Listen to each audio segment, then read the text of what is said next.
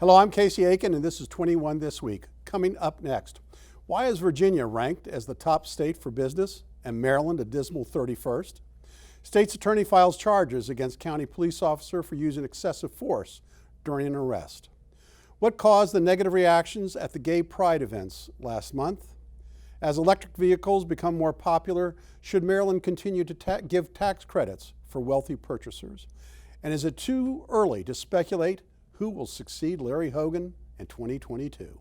Stay tuned. Our panel of insiders will give you the story behind the story. We're joined by the former Majority Leader of the Maryland House of Delegates, John Hurson, Maryland Young Republican National Committeeman, Evan Young, President of the Chevy Chase Women's Republican Club, Laurie Halverson, and political strategist, Susan Heltemes.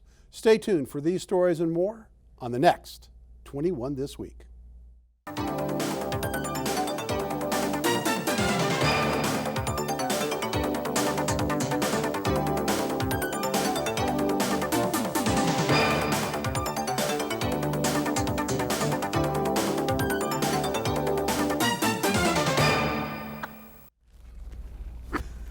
Few forces are impacting law enforcement like cell phone videos and body cameras. Locally, 2 incidents involving police officers have been the focus of national news. This week, Montgomery County State's Attorney John McCarthy filed charges against a police officer who allegedly assaulted a suspect after a person was in custody. Police say the suspect was continuing to resist arrest, while the video suggests otherwise. Susan, there are massive amounts of bystander videos depicting chaotic scenes such as officer-involved shootings, use of force, and full-scale civil unrest. While the police are heavily and being scrutinized, do videos always tell the whole story? Well, that's one of the advantages now of having police officers with body cameras, and when they're not on, that's when you should worry. But you're right, the incident that just happened, the suspect had been put on the ground and it did not appear to be resisting, and I saw it where he hit his head against the sidewalk. He has been charged, and I think he's going to have to pay for that, but what was alarming to me is the other police officers nearby didn't do anything. So I think in today's days of people having cell phone cameras and body cameras on cops, I think, what we're aiming for is a better law enforcement body. Well, I understand that, but I mean, the fact of the matter is oftentimes from a civilian or an objective or a view from somebody from far away, they can't tell exactly what the suspect is doing, and suspects do resist arrest. They try to prevent from being handcuffed. They don't listen to police. They don't follow police commands, and so it is oftentimes difficult to. Now, you asked about the other police officers. Some of the other police officers watching the same incident unfold may have had a different view entirely. You're right. And in the case a couple of weeks ago when the female... Let's talk about this one. He was prone on the ground. His hands were held behind him, and all I can say... But they were struggling to get, according to the press reports, they were struggling to get the handcuffs on when the incident occurred. When I saw it, the handcuffs were on. And in the case of the female police officer that used the bad word, she used it. And it was a long video that time.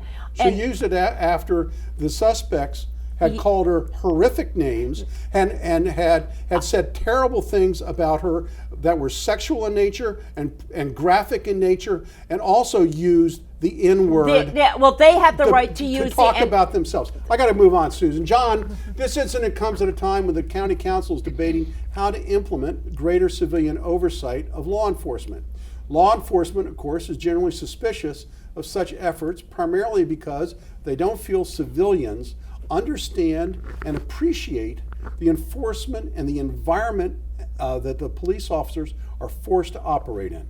Yeah, no, I mean, it comes at a really unique time when Montgomery County is actually debating this issue about creating some kind of civilian task force to oversee police. So that's actually interesting that it happens right now. I will say this. There are many, we are not first to this table of issues. Many jurisdictions across this country. Yeah, exactly. 200, there are 200 civilian panels. Right, in exactly. different towns across And you town. can do it right or you can do it wrong. And I think it's not weird that Montgomery County is going to try to do this. It's probably a good idea. I think we're going to do it right, I hope.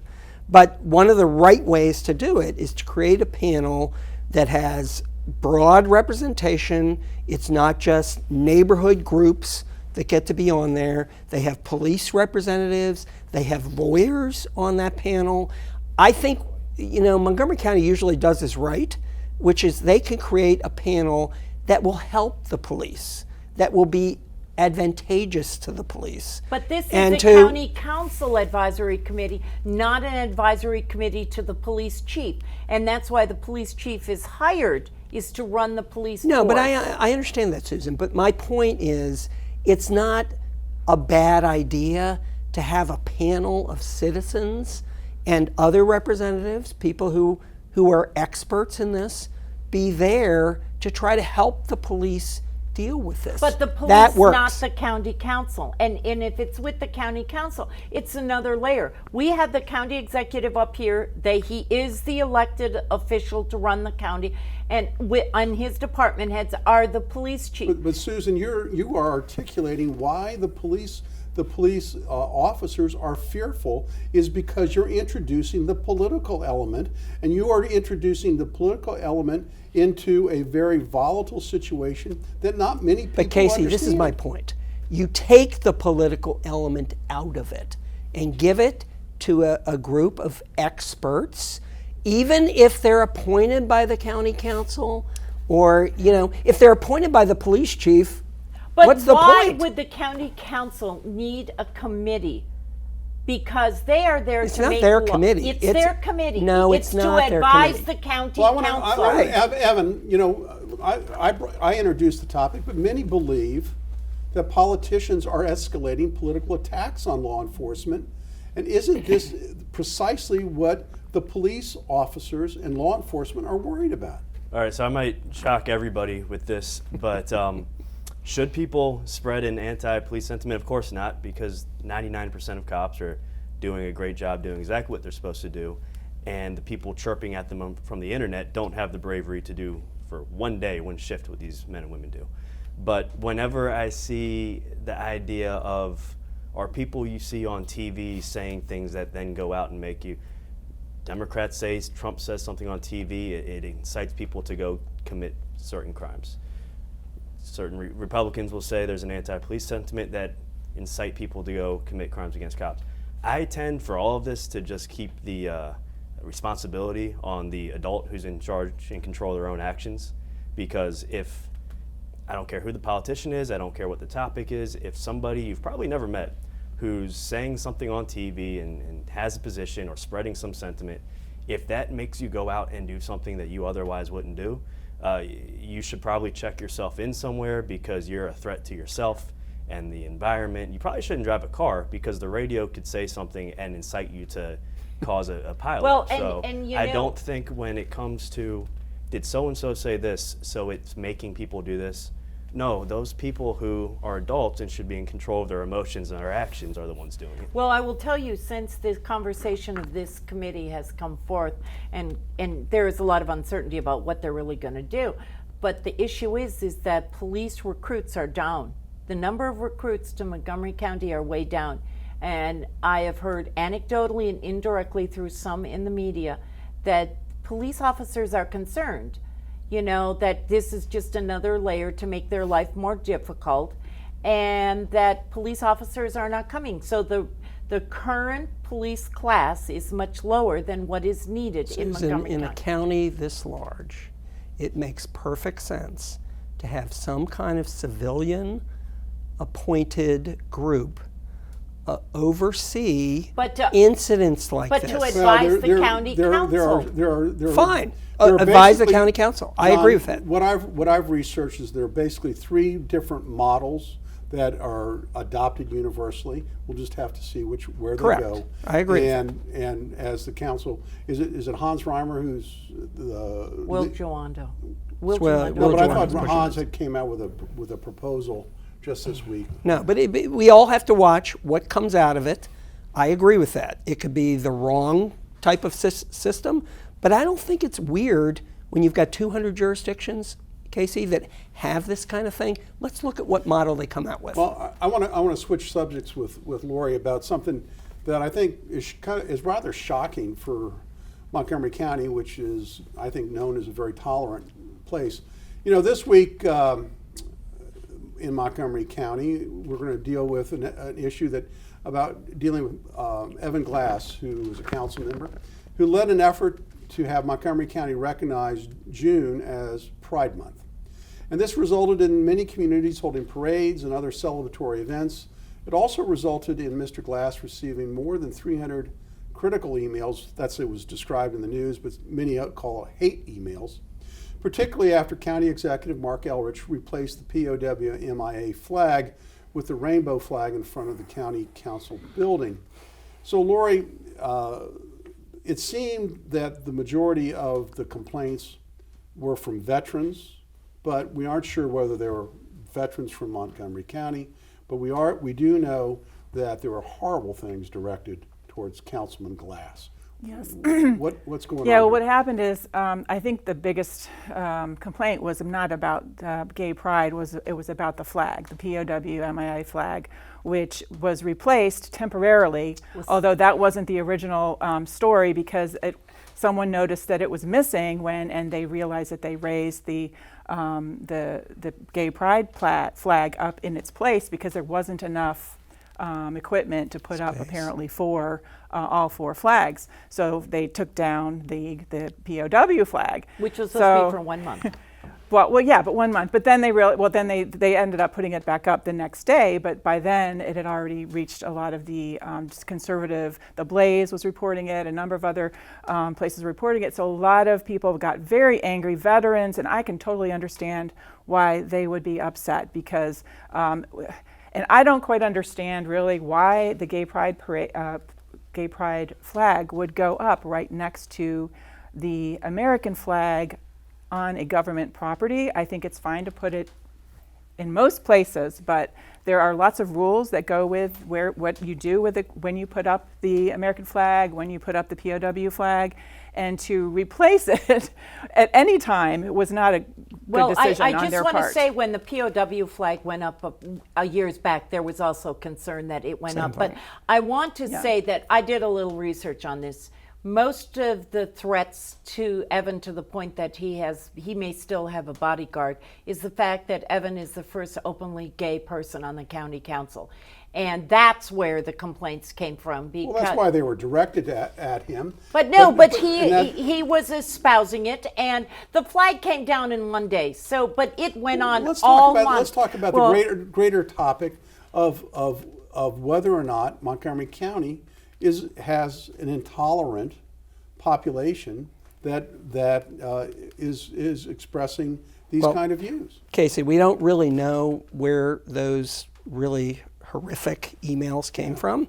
We don't know if they came from the county or not, but it's a good example of the fact that even in a county that is progressive as this one is, and, Democrat, Republican, still pretty progressive, you had this kind of reaction, which was very, very bad. And it wasn't, I kind of disagree with you, Laurie, that I don't think it was just related to the fact that they took down the POW flag. I actually think that was the dumbest thing that could possibly be done. But in the end, it still happened. But racism, sexism, anti-Semitism, it's all on the rise. I got to go to another topic. We only got a couple minutes left, and I want to talk about this because it's very important. John, CNBC issued its annual list of top states for business overall, and Maryland ranked 31st. And when you drill down into the categories, Maryland ranked 41st for infrastructure, 46th for cost of doing business, 23rd in education, and 27th in quality of life. If you were still in the legislature, how would you fix this problem? I do it overnight, Casey. I just take care of it. No, look, we should be concerned about this. I don't think it's something you can ignore. I'm especially concerned about the 41st ranking in infrastructure, that's a real problem. This is a state that is in the middle of the 95 corridor. We better have good infrastructure, otherwise we're not going to be located. A It's county a bad council thing. that puts their head in the sand. No better example was last year when all 9 members voted against even a study of whether or not there should be another crossing of the Potomac River Bridge. But it's a And now one statewide of him is issue. county It is- executive. it is- Not just Montgomery County. It is a statewide issue, but it's most prevalent here in Montgomery Can County. I No, just- it's a No, huge, you can. it's a huge No, you issue. cannot, because we're going to break. And when we come back from break, as electric vehicles become more popular, should Maryland continue giving tax credits for their wealthy purchasers? And is it too early? Is it too early to speculate who will succeed Larry Hogan in 2022? It's all up never to you, too early. Evan. This is politics. It's never too early.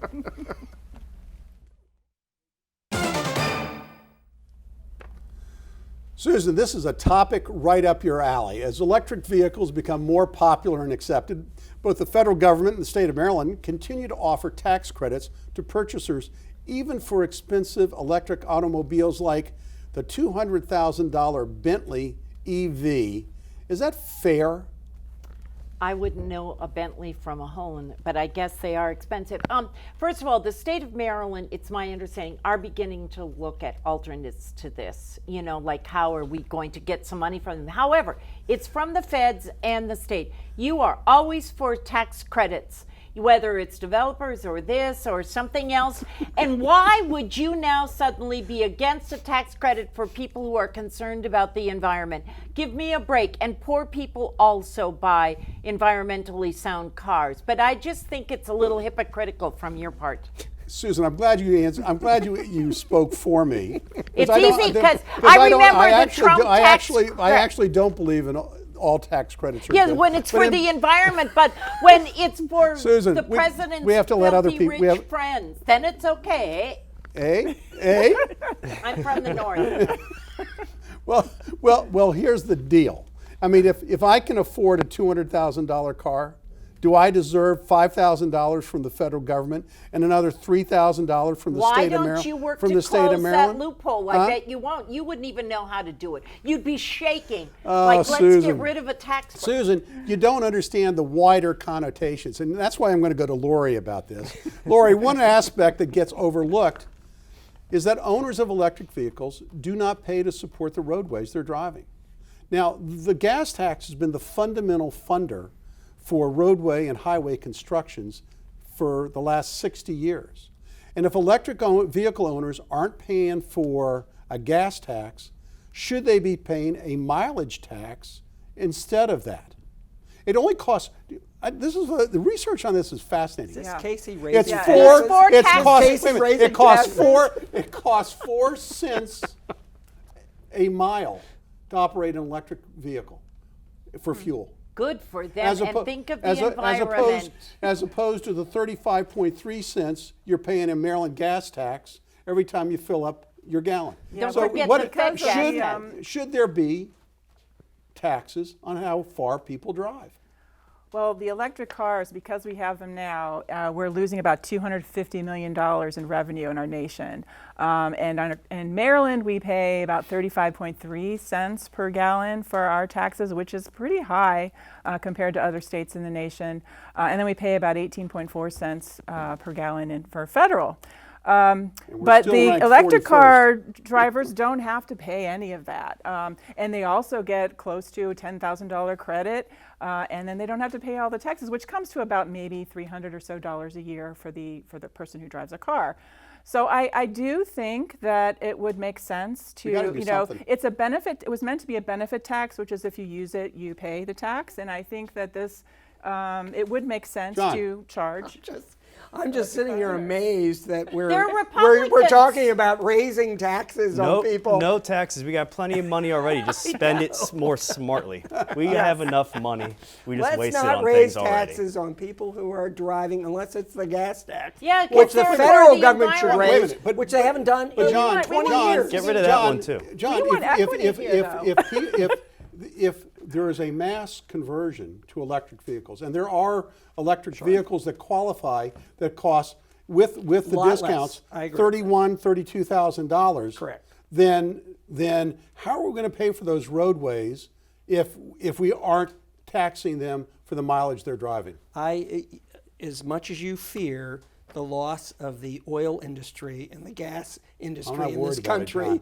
I don't think I'm a it's- nuclear guy. It's coming. He's a coal and guy, I too. actually think we'll be able to handle it. You think? Casey, All right. without eliminating. All right. this. Well, we only got about a minute left, and I facetiously brought in this topic. Evan, it's 3 years before the next gubernatorial election. Yep.